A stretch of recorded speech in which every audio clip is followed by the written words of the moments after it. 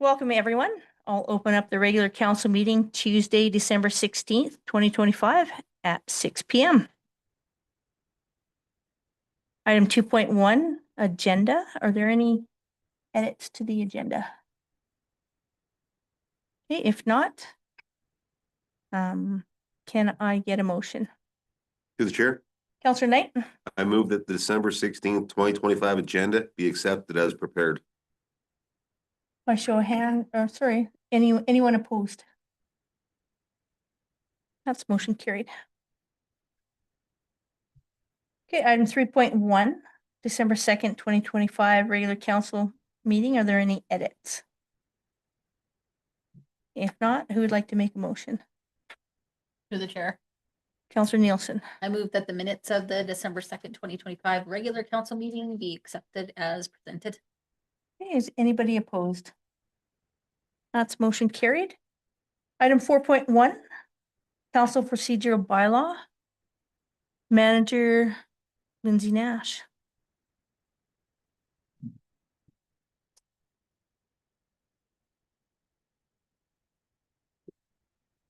Good evening, Council.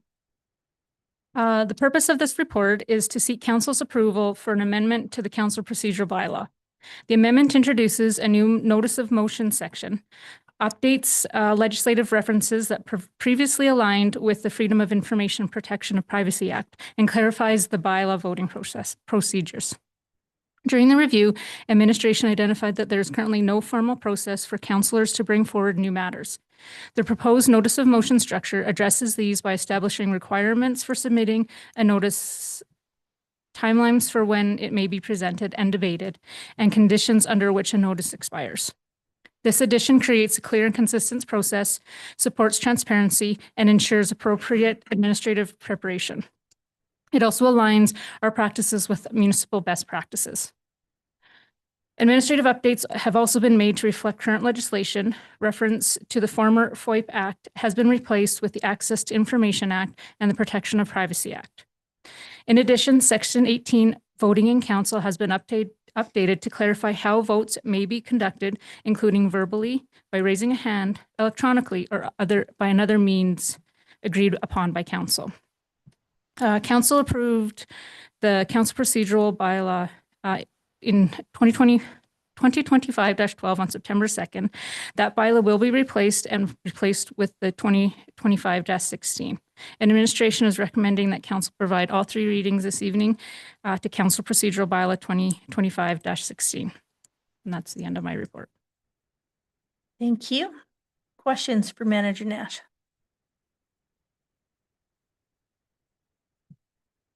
All right, no questions or discussion. Who'd like to make a motion?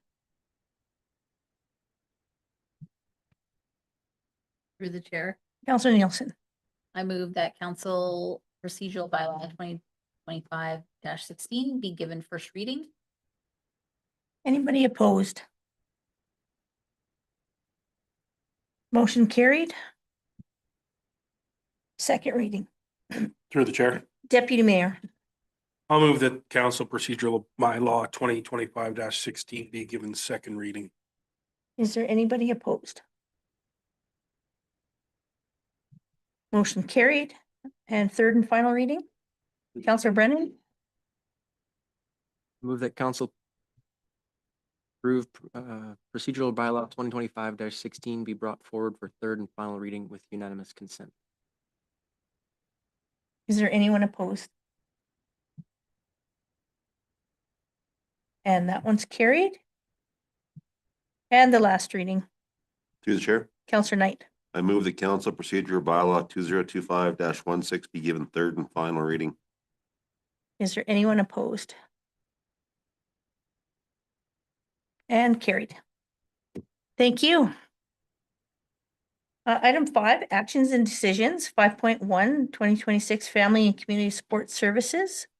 External funding recommendations, Nicole Vanderberg, FCSS Community Development Coordinator. Welcome. Thank you, Mayor Harris, and Council. Thank you for having me. So I am here tonight. The purpose of my report is that Town Council acts as the FCSS board for the town of Crossfield. The Town of Crossfield FCSS Department is asking council to approve the 2026 external funding allocations for the external groups who have applied for 2026 FCSS funding. So FCSS funding is Family and Community Support Services. It's a unique partnership that's built on a shared commitment to prevention, with 80% of the funding coming from the province, and then 20% is matched by the municipalities. FCSS receives its mandate from the Family and Community Support Services Act. That's the one that provides legal authority and funding structure. The Family and Community Support Services Regulation, which outlines operational rules and expectations. And then the accountability framework, which measures the impact and ensures alignment. So we have a few different ones in there. FCSS develops locally driven preventative social initiatives to enhance the well-being of individuals, families, and communities. For the purpose of FCSS, prevention is a proactive process that strengthens the protective factors of individuals, families, and communities to promote well-being, reduce vulnerabilities, enhance quality of life, and empowers them to meet the challenges of life. There are three different types of prevention for FCSS, there are three types of prevention. FCSS provides services for two of those. So we provide services for primary and secondary prevention. We do not provide services under the tertiary prevention. With primary prevention, it addresses root causes of social issues with focus on the general population or a specific population. Promotes protective factors in the physical and social environment, including social relationships. And this can include awareness programs, enhancing connections among community organizations, and promoting community volunteerism. Secondary prevention addresses issues at an early stage for specific groups or at-risk populations. It strengthens the capacity of individuals and communities to prevent or reduce risk factors and builds resilience. This can include connecting those in need with appropriate resources and skill development. The tertiary prevention that we do not cover under FCSS, that's your direct assistance. So that's food, clothing, and shelter. So that's what we're unable to provide supports for under FCSS. In FCSS, there are 5 current provincial prevention priorities. Those are the first being homelessness and housing insecurity. The second is mental health and addiction. The third is employment. Fourth is family and sexual violence. And then the fifth is aging well in community. Then we also have 6 key provincial prevention strategies. These are the things that FCSS programs can do to enhance the protective factors. Those are the first being promote and encourage active engagement in the community. The second is foster a sense of belonging. The third is promote social inclusion. The fourth is develop and maintain healthy relationships. The fifth is enhance access to social supports. And the sixth is develop and strengthen skills that build resilience. Under FCSS, municipalities can offer 2 different types of delivery. You can pick one or the other, or you can actually do both of them. And they involve direct service delivery or internal, and then indirect service or delivery and external. The difference being internal services are run directly by the FCSS director from the town or their FCSS staff. And then the external is funding that we grant out to external agencies or those FCSS funded agencies, and they'll carry out the programming or supports on behalf of FCSS, but they are not FCSS staff themselves. So the town of Crossfield does offer both. We do both internal and external, and I'm here tonight to talk about the external component of it. In 2026, we'll be entering our first year of our next 3-year family and community support services funding agreement through the provincial government. The town of Crossfield will be receiving a total of $75,540 in 2026 from Family and Community Support Services. And then we're required to contribute a minimum of $18,885 in 2026. The town of Crossfield will be allocating a maximum of $49,975 to external funders for 2026. So we had a total of 5 groups apply for funding, and they're seeking funding for 8 different programs for a total ask of $50,825. Administration is recommending external funding in the amount of $49,975. So included in the attached 2026 Family and Community Support Services recommended external funding report is the breakdown of those 5 groups that have applied for funding for those 8 programs, what we funded them in 2025, if applicable, what they've requested for 2026, what the 2026 recommendation is from administration, and then included in that report shows the purpose of what the funds will be used for, the alignment with both the prevention strategies and the provincial prevention priorities, and then the alignment to our social needs assessment, and then the eligibility of each group and the recommendation. And then if you have any questions, please let me know. Great, thanks, Nicole. Questions for Nicole? Through the chair. Counselor Knight? And Nicole, thanks for this. Were there any groups that were funded in 2025 that didn't apply this year that we were kind of surprised by at all, or? Yes. So the Airdrie Boys and Girls Club did let us know back in June that they will no longer be seeking FCSS funding. They have pulled out of Crossfield. Mm-hmm. So we have I heard lost that. them. We received a letter of intent from the Crossfield Day Camp. They did attend training with me for the application. They did not apply for funding. They did not give me a reason as to why they did not apply. And I think those were the main two from this year. We did, like in previous years, we lost ADVIS as well, so the Victim Serving Society back in 2024, but that was due to structural changes at the provincial level. So they're fully funded by the province, which means we're no longer allowed to fund them. And kind of run by the province too. Yes. And that was one of the bigger changes. They had a big change for that one. Yeah. But yeah, Thanks, Nicole. That was good. welcome. Thank you. Any other questions? So just for clarification, because I want people to know this, just because it's North Rocky View Community Leagues and they're out of Airdrie, they do service Crossfield and they provide services here. Yes, that's correct. Yeah. Yeah. And can you just tell everybody what types of services they provide for us? So they do provide counseling services and they do information and referral services. That has been the same over the past few years. And then new for 2026, they have applied for some family resourcing services for messy play out here in Crossfield for the tots. I think it's ages 0 to 5 that group will be. Okay, great. I just wanted everybody to know that we're not funding something that isn't for Crossfield. Yeah, and what we fund them is specific into Crossfield. It does not relate to anything that they do in Airdrie. Exactly. Okay, great. Thanks. You're welcome. Through the chair. Counselor Kosh. I'm just curious why the MOPS program requested 5,000, but we only recommend funding 4,150. Yeah, so one of the ones that they asked for was childcare for the steering meeting, and that is ineligible under the FCSS. So with FCSS, we don't fund the group, we fund the program that they run. So the steering meetings is how the group plans for the program, but we can only fund the program itself. So we fund the childcare during the program, but not during the steering meetings. Perfect, thank you. Great. Any other questions? Okay, if there's no other questions, who'd like to make a motion? Through the chair. Counselor Knight. I move that, no, I'll say it again now. Sorry. I move the council approve the 2026 external funding allocations as recommended by the FCSS and Community Development Coordinator as presented. Anybody opposed? That's motion carried. Thank you. Thanks, Nicole. Good seeing you. Okay,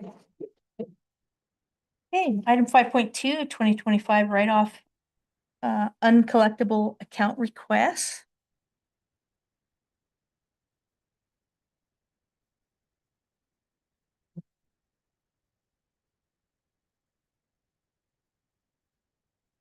All right. Good evening, Mayor and Council. So this report is requesting council approval to write off an uncollectible accounts receivable balance of $6,883.27. The balance relates to 2 invoices issued to a former commercial account holder. And all reasonable collection efforts have been exhausted, and due to the company's insolvency, there is no remaining likelihood for recovery. So council approval is required because the amount exceeds $2,500 in accordance with the accounts receivable and write-off policy, which council approved last month. So the invoices were issued for municipal services, including costs incurred during subdivision of lots, along with a final offsite levy payment relating to an industrial lot development. The customer subsequently entered bankruptcy and receivership. As part of the town's financial review in 2023, the receivables were assessed as impaired and an allowance for doubtful accounts was established at that time. So since then, the bankruptcy has been finalized, the receiver has completed their proceedings, and the property has been sold. and there are no remaining assets or legal avenues available for recovery of these receivables. Last in line. So finance has confirmed that all reasonable collection efforts have been fully exhausted and the account meets the criteria for write-off under the existing policy. So there is no impact to the 2025 operating budget as that bad debt expense was recognized in 2023 through the allowance for doubtful accounts process. So that's when we take a look at our receivables at the end of each year, and we have to recognize whether we think the likelihood that we're going to receive payment. That's part of the financial audit procedures and stuff like that. So this write-off is an administrative step to remove the balance from the active accounts receivable ledger. However, it does not preclude the town from accepting or applying payment should any funds be recovered in the future. Any such recovery would be recognized as revenue in the year it's received. So I just want to take a moment right now to speak to the broader issue of write-offs and what administration has done to reduce the risk of uncollectable accounts going forward. So anytime a good or service is provided before payment is received, there is an inherent financial risk and the possibility that collection may not occur. While this risk can never be fully eliminated, it can be significantly reduced through strong process and controls. Administration has implemented several process improvements to mitigate this risk. One example is at the bulk water station, which was previously a pay-after-use system. That system has now been converted to a prepaid model, effectively eliminating the risk of non-collection for that service. More broadly, administration works diligently to collect both utility and tax receivables, and we have made meaningful improvements in these areas over the past several years through enhanced monitoring, follow-up, and internal controls. Looking ahead, as a way to improve both affordability for residents and collectability, the town will be transitioning from bi-monthly to monthly utility billing. Shorter billing cycles reduce the size of individual bills. They make budgeting easier for households, and they allow potential issues to be identified and addressed sooner. So together, these changes help reduce the financial risk to the town while also supporting residents with more predictable and manageable billing. So administration is recommending that council approve the write-offs of $6,883.27 in uncollectible accounts receivable related to 2 invoices issued to account number 713 in accordance with the accounts receivable and write-off policy. And I'm happy to answer any questions. Excellent. Any questions for CFO Ouellette? Through the Well, chair, yes, Deputy Mayor. do you remember now what my question, it was actually on this point here. I guess going forward, are we putting any controls in place with, something like this, with it not happen again, where we have some securities in place, and I'll let you speak on that. Absolutely. Yeah. That's a Sorry. great question. This was a very unique situation where it was just a really small development of basically an individual lot or 2. But typically in larger developments, we would have a security held if there was any default, on some of those things, or any of the construction didn't carry through. So yes, this was definitely not a typical development, whereas it was kind of like an infill almost. Through the chair. So when it comes to the non-typical developments, do we have any controls in place to alleviate, having to, get rid of these uncollected debts? Through the chair, that's also a really good question. I think we would have to look at each case individually, but in the onset of any kind of agreement, look at some of that financial risk and try to mitigate it, whether it's by structuring payment terms in a certain way, or ensuring that the control still remains with the town versus ensure, Yeah, that is the other. I understand what you mean. I guess, and where I'm really ultimately getting with this is money that our ratepayers have to pay for. This is not, we have to cover this. So we are being, and I know you are, Amber, diligent and trying to get this not to happen. This isn't, it's not a huge amount, but it is an amount that we want to, ultimately bring to zero every year. Yep. That's our goal. Thanks. Through the chair, that's our administration's goal. Also, we definitely try our very hardest to ensure that, the user of the service is the one ultimately paying. Yeah. Certainly. Thank you. Great. Any other Sure. questions? All right, if there's no other questions, can I get a motion? Through the chair, Councilor Nathan, go ahead. I move that council approve the write-off of $6,883.27 in uncollectible accounts receivable related to 2 invoices issued to account number 713 in accordance with the accounts receivable and write-off policy. Great. Is there anyone opposed? Okay, that's motion carried. Thanks, Amber. Perfect. Good job. Mayor Harris, if I could just take one additional moment of your time while we're kind of on the topic. I'd like to also acknowledge, take a moment to acknowledge that residents have a number of questions about the upcoming transition from bi-monthly to monthly utility billing, which we understand can be a significant change. So to help address those questions, administration will be posting a frequently asked question document on the town's website and sharing it through our official social media channels in the coming days. So that FAQ will focus on questions we've heard most often from residents and will provide clear, practical information about what the change means and what residents can expect. And we'd just like to encourage all residents to stay tuned to the town's official communication channels for more information as it becomes available. That's excellent. Thanks for letting us know that. Yes, you're welcome. Okay, on to item 0.6, Councilor's business. First time ever. I have nothing to report as I was away on holidays and will be getting to my emails and everything this week.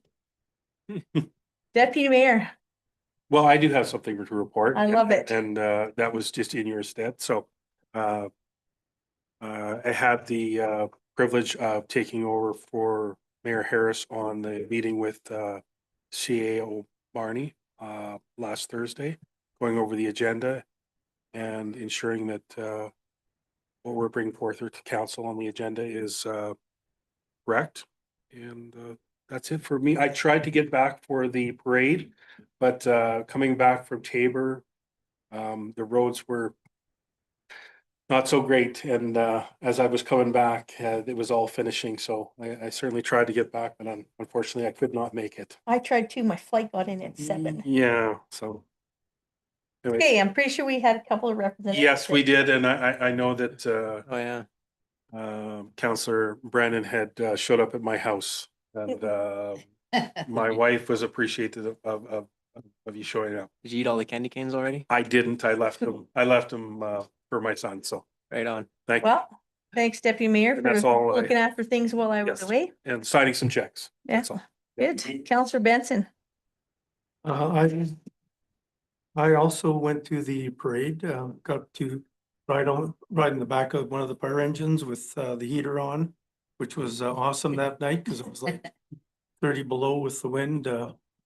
And I was actually amazed with the amount of people that were out Yeah. that night. Like there was a lot of people Yeah. kind of sitting around their cars, around the route, and lots of people standing in their garages and windows. And yeah, it was really amazing. They love it. So it was kind of an interesting way. I've always watched it, but I've never actually been in it. So this was the first. I got to ride in the back of one of the engines with 3 kids, and the more candy canes they ate, the more interesting it became. So it was pretty fun. So true. That's good. So that is, and I have set up a meeting with Bill or William, as his email states. So on Friday at 1 o'clock at the library to talk about the budget. Yeah, Because saw he's, that. yeah, so, and everybody's welcome. Like I've been through many budget meetings in the past, so I think I feel pretty comfortable leading it and, yeah, so I think it's an opportunity for him to voice his concerns and we'll definitely have a discussion. Great, thank you. Counselor Brennan. I was at Twinkle Fest earlier earlier last week, in these last 2 weeks. How's that for jumbled? And then that was pretty well attended considering the weather. Pretty well thrown on pretty well. I think everyone really appreciated all the fires that were put out. That was a nice touch this year. I don't remember if that was last year too, but and then of course the parade, that was awesome. It is every year.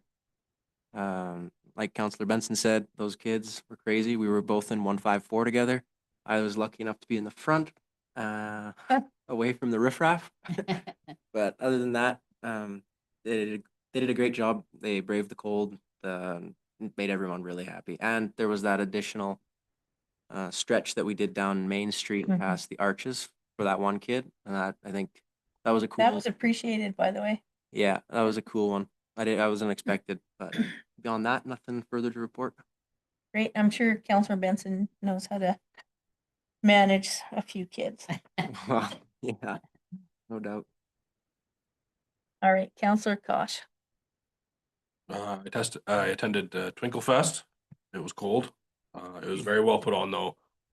My kids really enjoyed it. We got a chariot ride. It was cold Fun. again, but it was a lot of fun. Good. Counselor Knight. I regretfully couldn't attend Twinkle Fest or the parade I'd like to attend, but I coach hockey and it's 3 or 4 days a week this time of year. December the 10th, we held our monthly Mountain View Regional Water Commission meeting. Some of the highlights would be the river starting to freeze off right now, so we're seeing some of that gets a little cleaner product in. In comparison to last year's a year's difference between the dam levels, we're only down about 3%, which is pretty good for our position on the water side.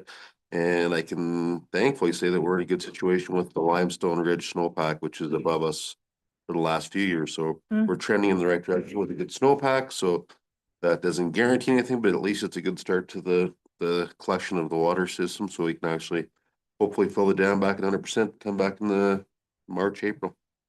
That's all. Great, thank you. Counselor Nielsen. I'm sorry, I have nothing to report because I was away as well, so I missed everything. And I will be missing your board meeting as well because I have to work that day, so unfortunately. Yeah. Okay. That's it for that. So if I can get a motion. Through the chair, Counselor Knight. I move the council business be accepted as presented. Anybody opposed? That's motion carried. Okay, administrative update, item 7.1, outstanding action items list, CAO Barney. Thank you, Mayor Harris. So the outstanding items list has a number of items on there, all of which are slated for 2026, so they're on schedule. The only one for 2025 is the Limit Avenue speed change, which we're still working with the province on that component and waiting for some responses back from them. So beyond that, everything is good to go for 2026. I'm just curious, have we heard back from the federal government on our grant yet? Through the chair, Steve Altian, Director of Infrastructure. That's a Nicole question. She wasn't here, but Oh. we did actually reach out on the active transportation grant. I believe yesterday she reached out. Okay, And we received a similar response before. Thank you for connecting. We'll contact you when we've made a decision. And we have not heard on the CHIF grant either, but we still remain hopeful on both of those grants. great, thank you. Any questions for CEO Barney? Getting off easy tonight. All right, if there's no questions, who would like to make a motion? Through the chair, Counselor Kosh, I move that the outstanding action items list be accepted as presented. is there anybody opposed? And that is motion carried. All right, moving to item 8.1. Pump track update.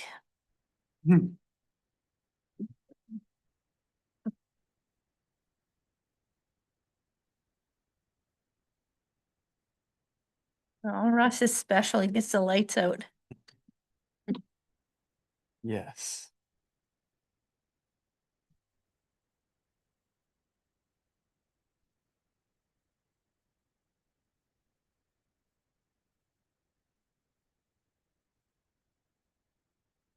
That's not supposed to be up there.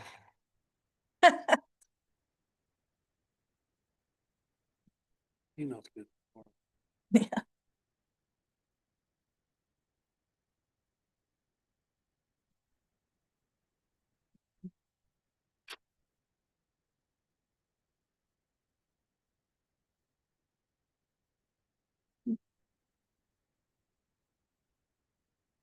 Let me invite.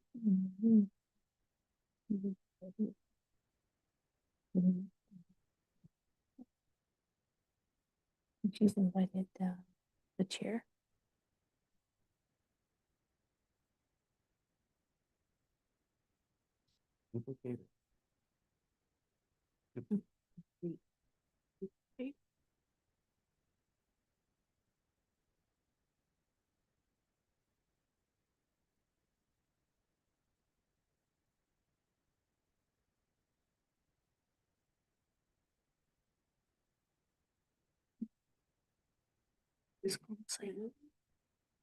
There we go.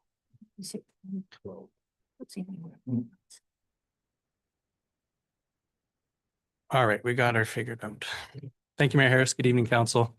Russ Nash with Community Protective Services here to present an update for you on the pump track project.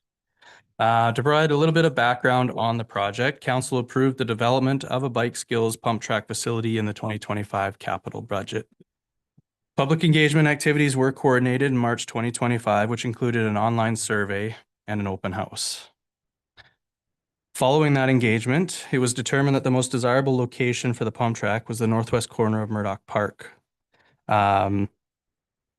which was also confirmed by council motion number 111-2025. A request for proposal was posted on the Alberta Purchasing Connection and the town's website, and through this process, a contractor was selected. That contractor is Bike Track Limited at a proposed cost of $157,500. This contractor has extensive experience in designing and building pump tracks, including two in Airdrie, as well as in Okotoks, Banff, Medicine Hat, Victoria, Squamish, and many other places.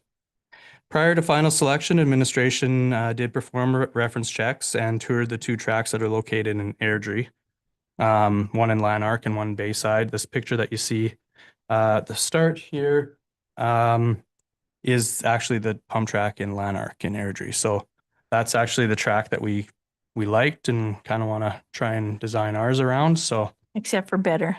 and make it better. There you go. So anyway,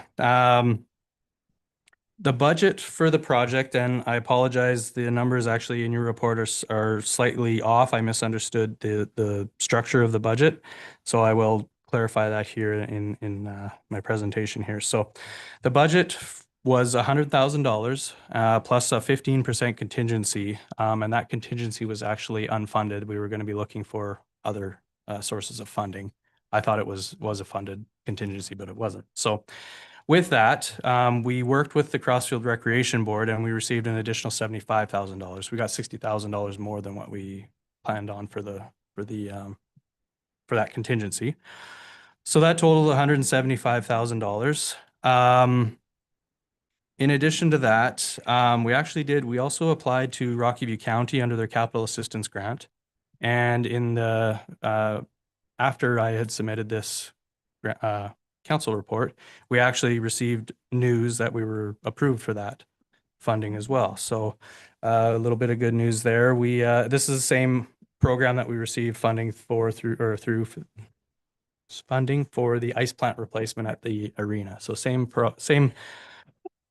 structure. That is 25% of the total cost for the project. So it works out to $43,315 that we got as well. So in total, right now, we have $218,315 for this project, of which $100,000 is budgeted for through the town's budget. So like I said, up on the screen there, that was the original location for this project. As we were moving along in preparation for designing the pump track, the contractor ordered utility locates to confirm the location of underground utilities, make sure we're not doing anything common practice before we start any project, especially if we're digging into the ground. And at that time, it was brought to our attention that there are actually water lines in the area that we were looking to place the track. These are the main water lines feeding the water reservoir from the Anthony Henday water treatment plant. And I'm just going to bring up my, nope, that's not what I want. That's what I want. There we go. So these water lines actually run north-south through this corridor here. And for some reason, they actually turn and come into Murdoch Park here and make their way down through the park and back into the right-of-way and then back down here toward the water reservoir. I don't know why they turn there. I'm still trying to figure that out. I don't understand it. In addition to discovering that, in when administration went through, we researched it a little bit more.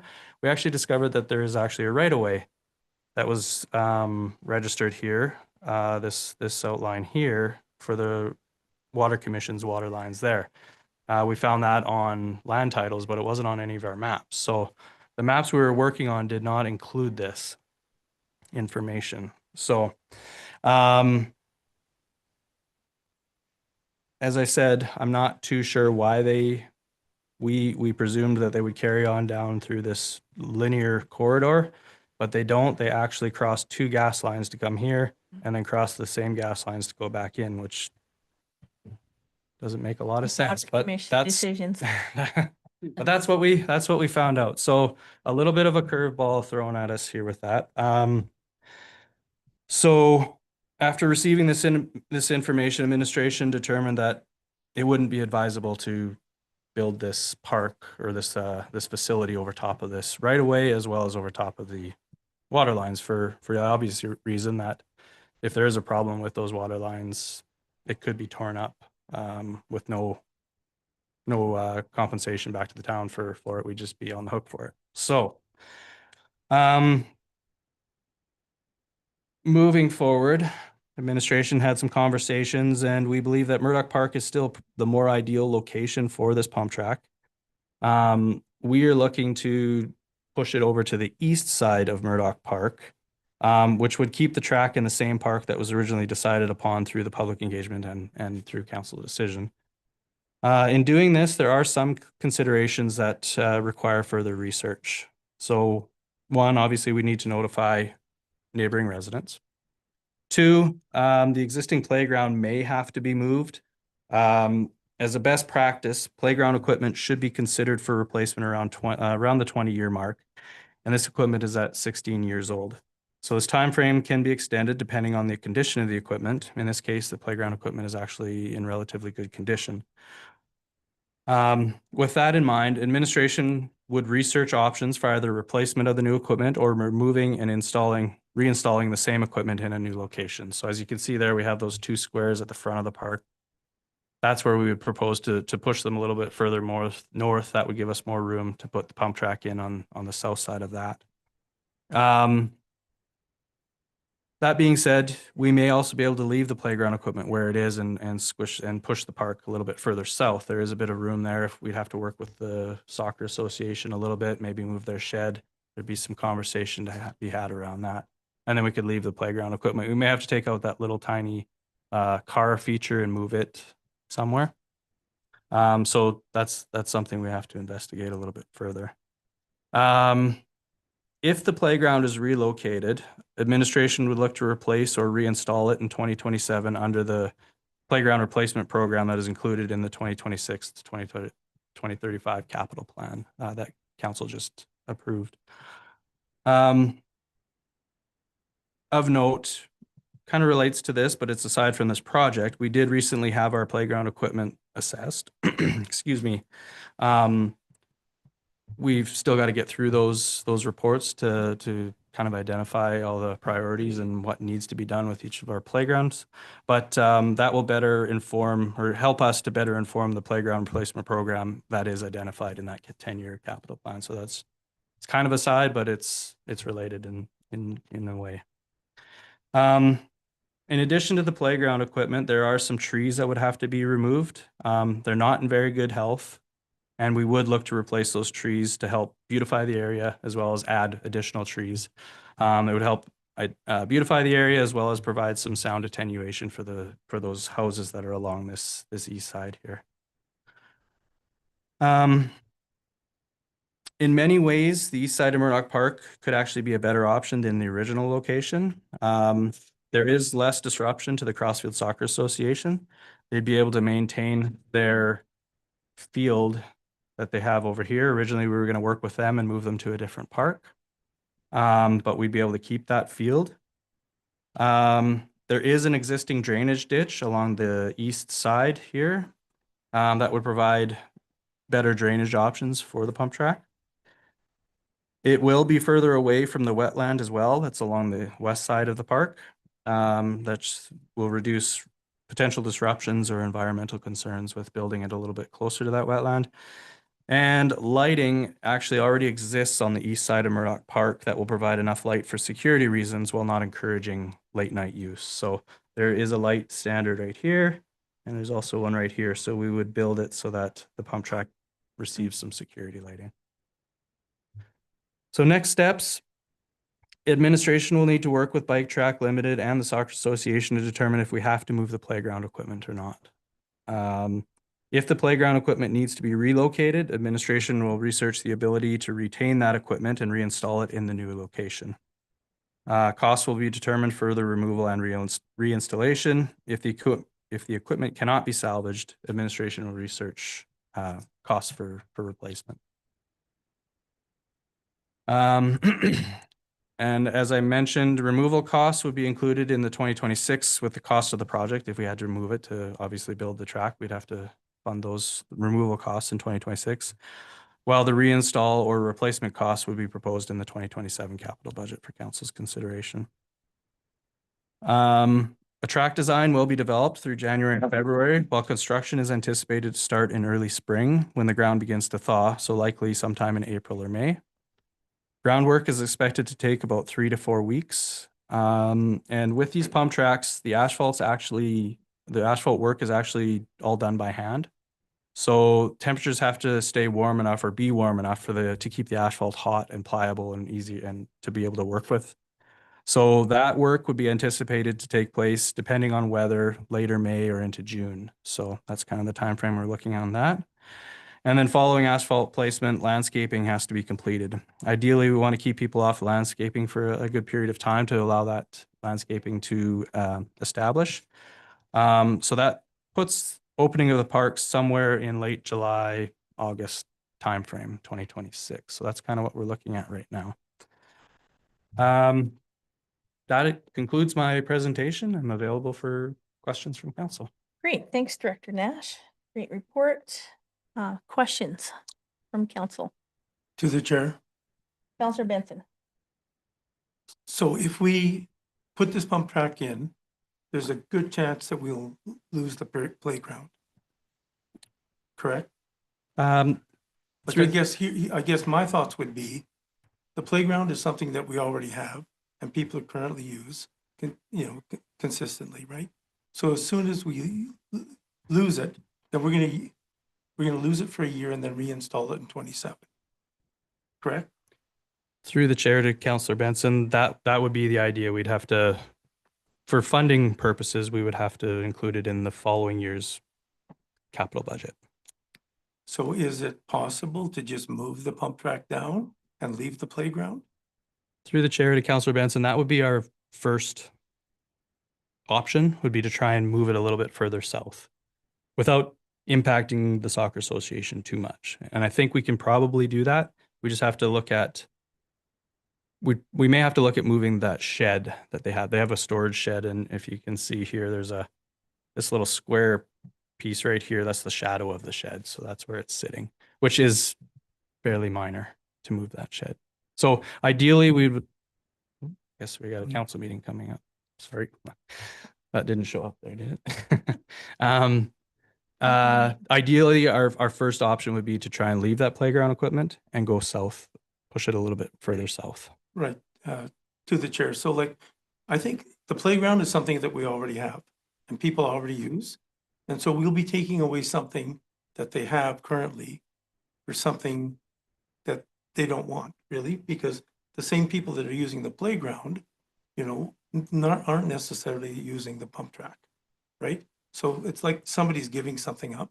So I guess my first thoughts would be to move it, you know, move the pump track down, because the location really, it isn't decided yet, so it doesn't really matter, Mhm. right?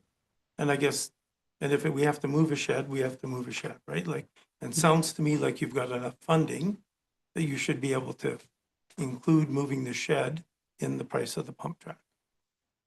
Correct. Yeah, that, like I said, that would be our first option or our first Right. thought as well. Yeah. And then the access to the pump track from the bike track, is there going to be access, paved access? That's another thing we need to look at. Sorry, through the chair, Councillor Benson. That's something that we need to look at, is how we would do that without impacting the playground equipment or the kids playing on the playground. So we've already had some preliminary talks with the contractor, and there's a way we can probably route a little pathway through there, as well as try and maintain a buffer between, like a grass buffer, to try and discourage them from getting too close to the playground equipment. Okay. Okay, other questions? Through the chair. Counselor Kosh? Are we doing like the little kid pump track and then like the big kid pump track, like that pump track in Lanark? So through the chair to Councillor Kosh, that is our goal. That's what we would like to see. It depends on how much it's going to cost us to do that. We do have the contractor providing us a couple options for tracks. We did also relay the desire to have that separate little track, and that's another option that we have too, is we can phase that in if we needed to as well, to try and accommodate a wide range of users. So definitely want to make sure that we're hitting all age categories and providing enough challenge, I guess, for the more experienced riders as well. So yes, to answer your question, yes, that's our ideal design. Through the chair. Yeah, because if you were to split that, like you could put the little one on the north side and the big one on the south side of the park. Thank you. Deputy Mayor? Through the chair. Thanks, Russ. Just a couple of things. This is and this is just probably a technical thing. Just I noticed maybe the setback is a little bit different from the original side. Has that changed at all? Just the setback from where it actually starts? I think it's just a. Through the chair to Deputy Mayor Gustafson, I'm not sure which setback you're Like from where referring we to. start the actual pump track, but it's further down, like where you've just. Yeah, it would be, I guess, like you're looking like setbacks from the playground equipment or from. Well, yeah, from the playground. Yeah, so we'd be looking, like I said, more than likely this little guy here would have to be moved, and that would give us a buffer between the Yeah. two. So, and then we'd push it down into the south here and try and avoid the existing So soccer fields. maybe here's another way to look at this is we've got some additional funding that we didn't know that we were having from the Rocky View County, right? We still want to keep a playground there. We want a pump track. Is there any way, and we know that our existing playground equipment is coming to its life cycle end, getting closer. You know, I know there's a couple of years there. Things are not getting any cheaper. Is it worth looking at, you know, replacing it now and having, you know, changing the scope of, like, I know you've already gone through this with with the company that we've chosen, are we able to amend the scope of work to include a brand new playground that would fit, like actually fit within the whole pump track theme there, and do all the work, one mobilization, can even that contractor handle something like that? I don't know. Through the chair to Deputy Mayor Gustafson, I don't believe this contractor does playground work. They can remove it. That's simple enough to do. You just yank it out of the ground. We'd have to find a playground equipment company that would do that. That would do that. The other thing is, so we got another 43,000 from the county, and new playground equipment. We're looking at, I'd say minimum 150,000 to do that. So we'd have to add substantially more to this year's project to do that. It could be done. We'd probably still be looking though, the playground equipment, just because we haven't got moving on that project, it might get pushed quite late into the year, which then would risk bumping it to the next year too, just depending on timing and that sort of stuff. We may be able to get it all in one shot, but Yeah. it could be tough. And like Councillor Benson was saying, do we push it further down to the south there a bit? And then when it comes time for the playground equipment at its end of life cycle, do we make that playground bigger or whatever it needs to look like when the time, instead of removing, going to the expense of removing it, replacing it, Yeah. let's try to only handle it once. Yeah, Um, absolutely. I agree with that. Yeah, like if we don't have to move it, I would not want to go to that expense to move it. But if we have the real estate to come down further to the south, that's what I would be in favor of that. Yeah. To the chair. If you look at your map there, right? So I understand these, there's utility rights of way, and there's also kind of the red. So those are sewage lines? Through the chair to Councillor Benson, that's correct. Those are sewer lines. Yeah. So we have the ability to go just about close enough so that we didn't infringe on the right of way for the sewer lines, south, correct? Through the chair to Councillor Bunsen, we could, but those are currently used as soccer fields, so we'd have to look at relocating soccer if we went too far south. So if you can see my pointer, those soccer fields start roughly about here and go across, and they use the whole south end of this as soccer fields. So we would just have to, I think this would have more impact. These fields, relocating these fields for soccer would be more impactful than these little fields that they had up front here, because these are for the little, like the really little guys and girls. These are for the a little bit older age groups, like I want to say probably around U11, maybe even U13s might use those fields. So we'd have to find bigger area for them to relocate those older kids if we did something like that, if we went too far south.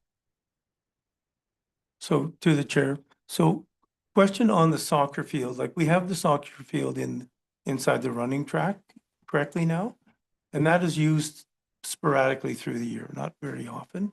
Is that included in the same group? Like, would it matter if they went to one place or another?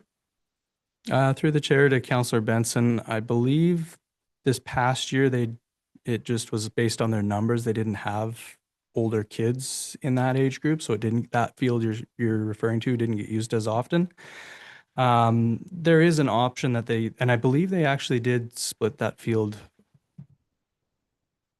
No, I could be wrong. Actually, I don't think they did that this year, but they could maybe use that, but I don't know if they would rely on that or would want to rely on that as a permanent option, because if they do get those kids in those older age group, that causes a conflict for them to use that field, because that's the only field that we have that is of the right size for that age group. So And soccer is growing It- at a very fast pace.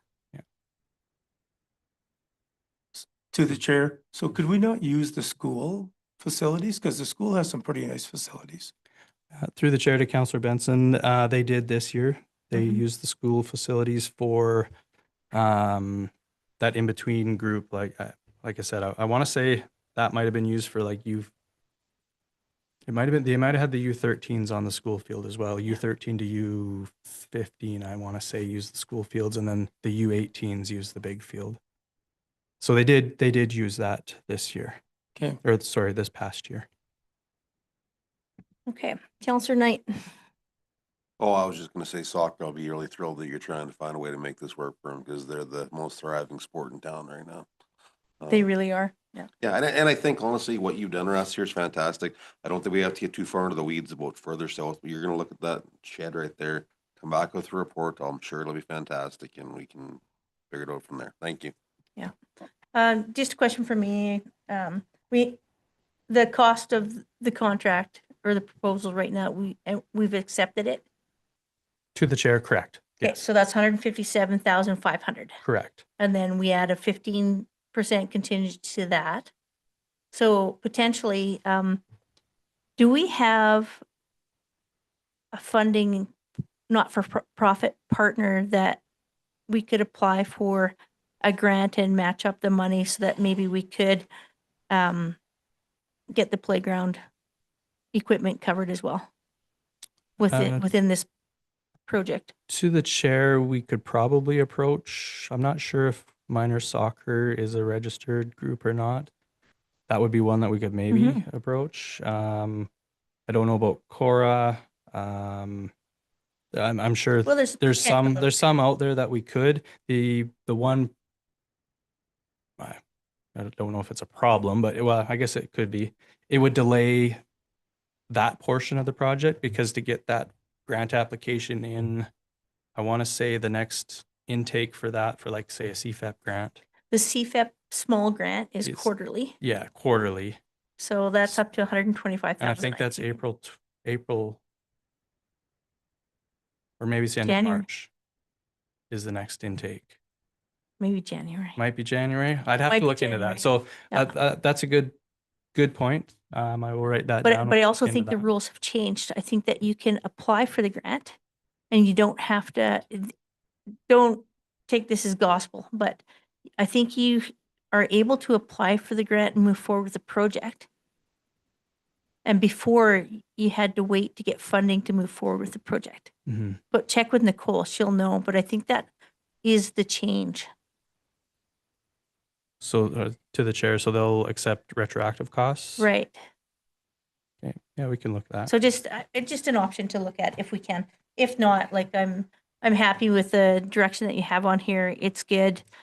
Obviously less impact to any of the user group is great, but I would like to see this project done in the calendar year that we've proposed it to be done. And not be pushing it back into the next year. And sorry through the chair, I guess to council, another thing that I just thought of that I should highlight is I did have a recent conversation with the contractor as well. And he did note that if we tried to fill that entire space that we're looking at here, he said we probably don't have enough money in our budget to do that anyway. So if we did have to shift a little bit south, I think we've got the room to be able to do it without being too impactful on soccer. So. Great. Any further questions? All right, great job. Looking forward to seeing it. Sorry, could I ask a question of Yeah. council? Would you like me to bring back a presentation to council to kind of provide findings on what we found, whether we have to look at moving the playground equipment? You know, I think that if you send an email to all of council, let us know the direction that you're going. I think we can do it that way. We've already approved the project. We've already approved the location.